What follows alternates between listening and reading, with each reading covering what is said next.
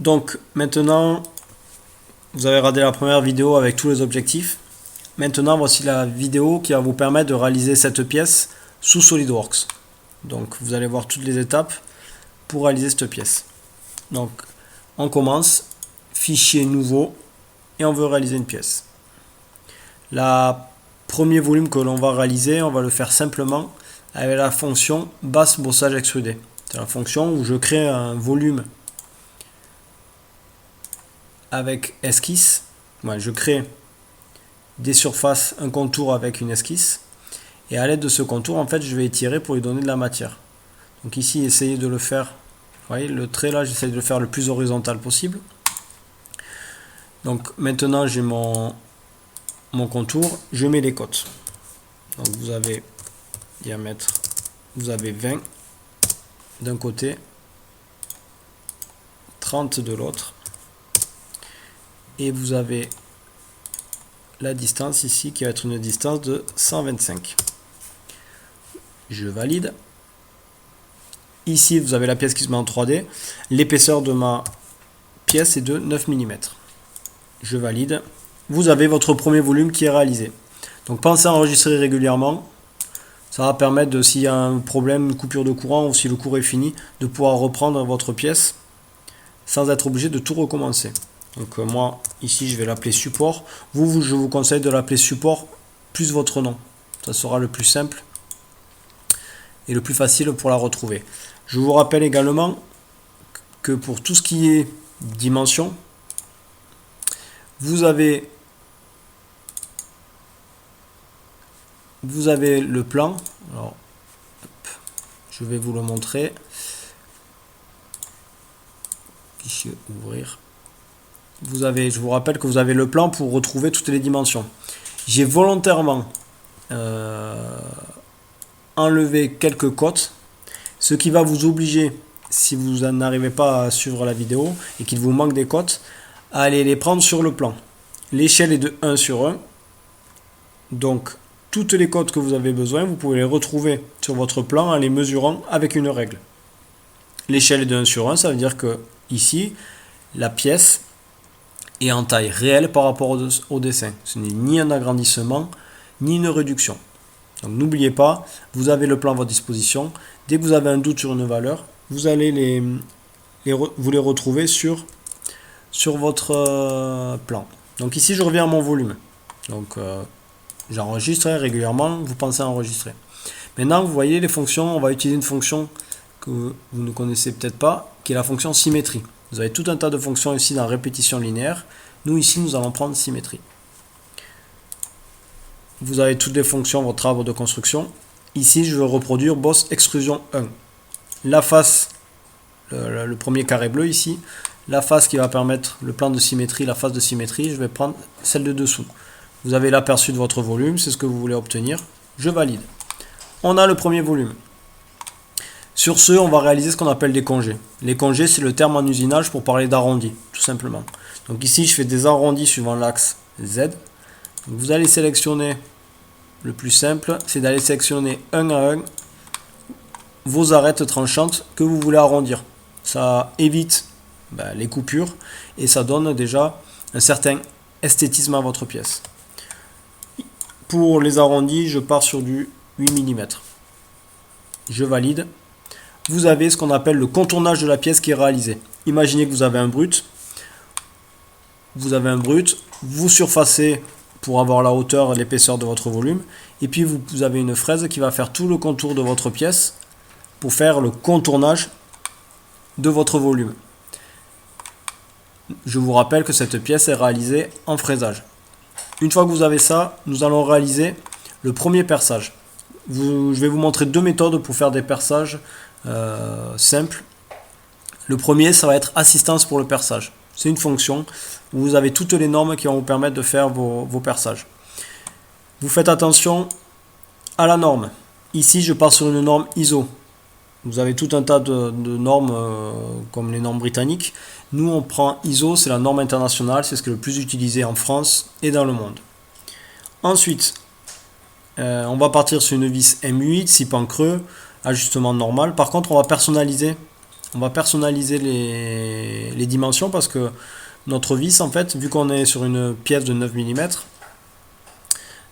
si vous regardez cette cote, vous voyez, on est à 8,6. Ça veut dire que si on faisait notre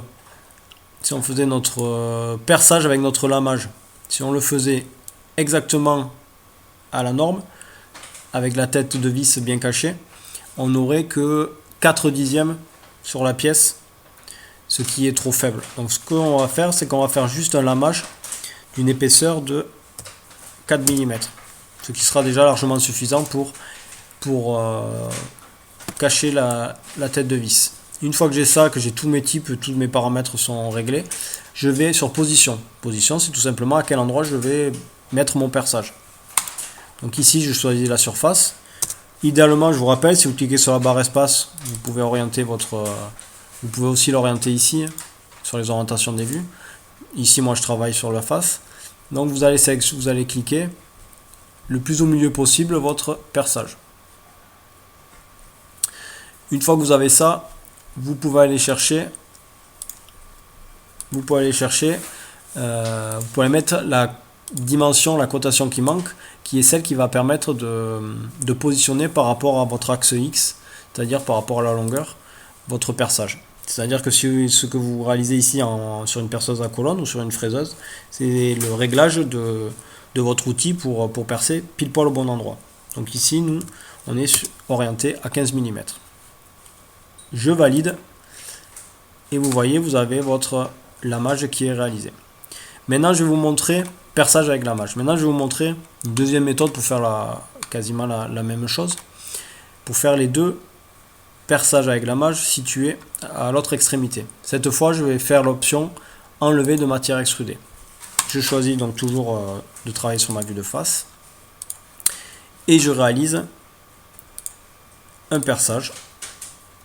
Donc là, ici,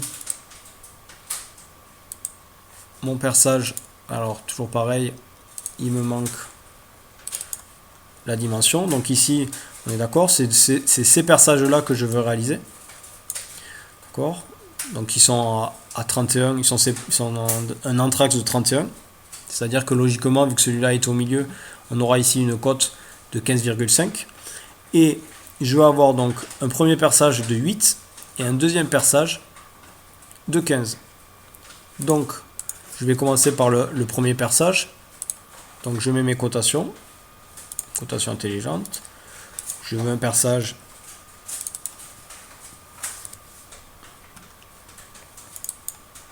Alors ici, normalement, quand je double-clique, la valeur change. Ici, ça ne veut pas changer. Donc, je peux le faire directement sur le côté gauche. Donc, j'ai un perçage de 8. Et ensuite, je le positionne par rapport au bord. Donc là, je vais être de mémoire positionné à 12 du bord. Et une position, on avait dit, de 15,5, c'est-à-dire par rapport au milieu.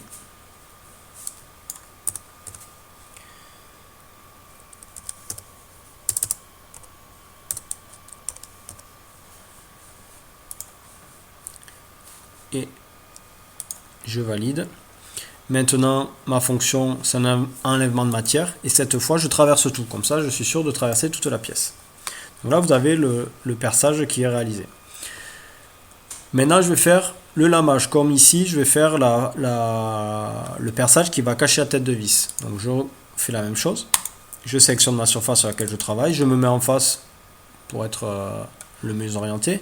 Et maintenant, je vais faire un cercle par-dessus mon cercle, mon perçage déjà réalisé. Donc, en passant par-dessus le premier cercle, vous voyez apparaître le centre. Donc, je positionne le centre de mon nouveau perçage sur le premier. Comme ça, je n'ai pas besoin de faire des cotes d'orientation suivant Y et X. Et je mets en place ma cotation de 15. Je valide. Cette fois, alors je n'avais pas anticipé, je n'avais pas fait la fonction, donc là je vais dans fonction, je vais enlever la matière. Et cette fois, je ne veux pas faire ce qu'on appelle à travers tout, je veux faire quelque chose de borgne. Borgne, ça veut dire que ça s'arrête avant la fin de la pièce. Et ici, je vais faire comme tout à l'heure. Je vais mettre une distance de 4 mm. Et vous avez votre lamage qui est réalisé. Donc maintenant, une fois que vous avez fait ça, que vous avez fait ces deux enlèvements de matière, qui est, alors c'est pas tout à fait les mêmes, mais qui est le même type que le premier qu'on a réalisé par le chambrage, on peut refaire une symétrie. Donc cette fois, alors je vous conseille ici d'aller cliquer sur l'arbre de création. Ici, ma surface qui va permettre de faire la symétrie, c'est le plan de, ça s'appellera le plan de dessus. Ce qu'il faut, les enlèvements de matière à extruder, c'est à la fois donc le dernier qu'on vient de réaliser, mais c'est aussi l'enlèvement de matière extrudé 1 pour avoir le perçage ici final. Je valide et j'ai mon enlèvement de matière. J'enregistre, ça fait un moment que je n'ai pas enregistré. Maintenant, il nous reste deux choses à faire. L'évidement, c'est-à-dire le fait qu'il y ait le vide à l'intérieur ici, au niveau de ma pièce pour lui donner déjà pour l'alléger.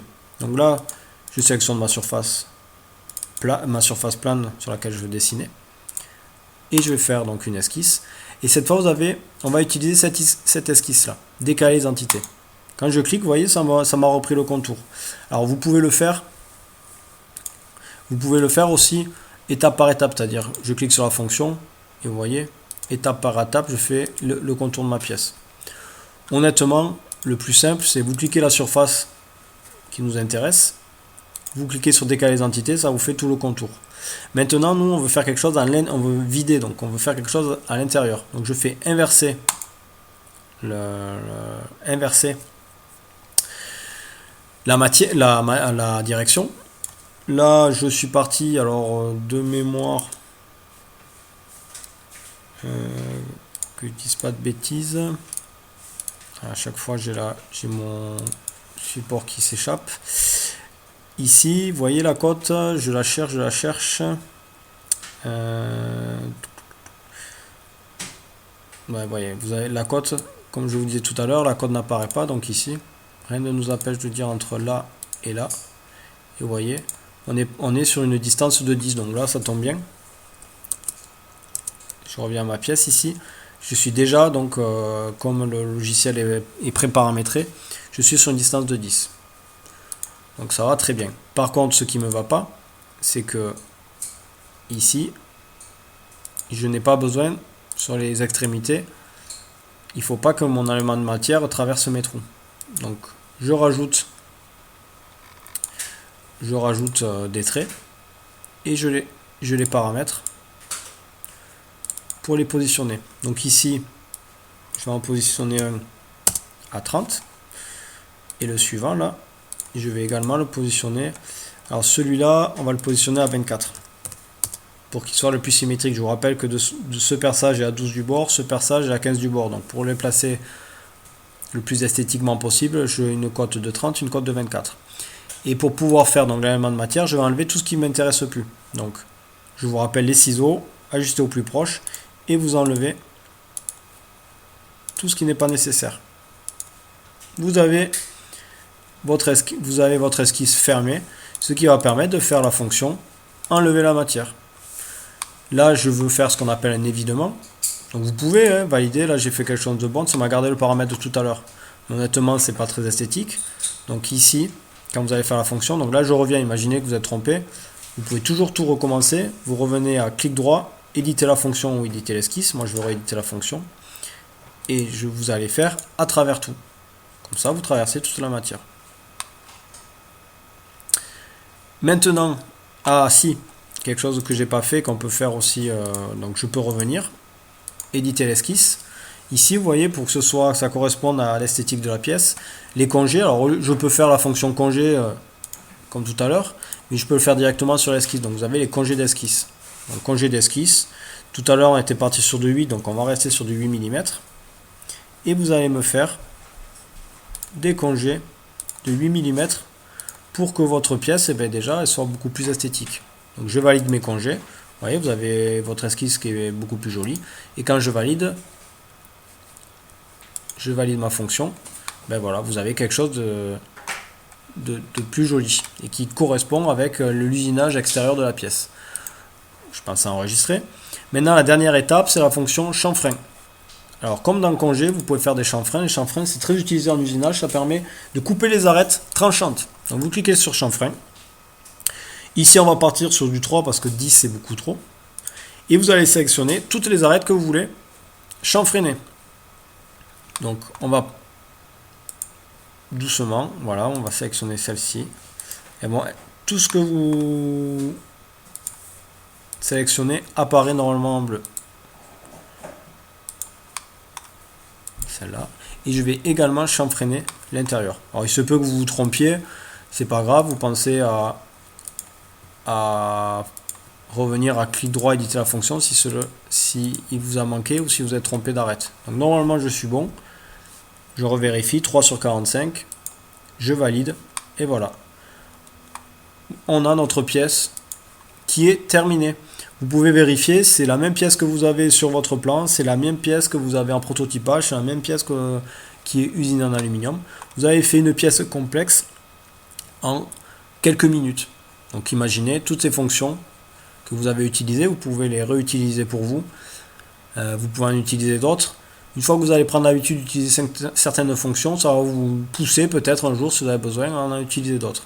Mais là, avec voilà, 3, 4, 5 fonctions différentes, on arrive déjà à faire une pièce esthétique qui va être utilisée, donc ce modèle va être utilisé pour faire ce qu'on appelle la FAO, la programmation, et puis qui va être usinée. Une pièce comme ça, dans le monde de la vente, c'est une pièce qui peut être vendue aux alentours de entre 60 et 100 euros. Et vous voyez, tout ce qui est même si la conception, ça a demandé un certain temps de prototypage, vous voyez qu'en termes de réalisation, de dessin, ce n'est pas ce qui prend le plus de temps. Donc votre pièce est terminée. Vous enregistrez, vous pensez à m'appeler, je valide pour vous mettre une note, et ensuite vous allez commencer le TP suivant, qui va être la réalisation d'une pièce, mais maintenant sans tuto vidéo, pour voir si vous êtes capable de par vous-même utiliser les bonnes fonctions au bon moment. Merci.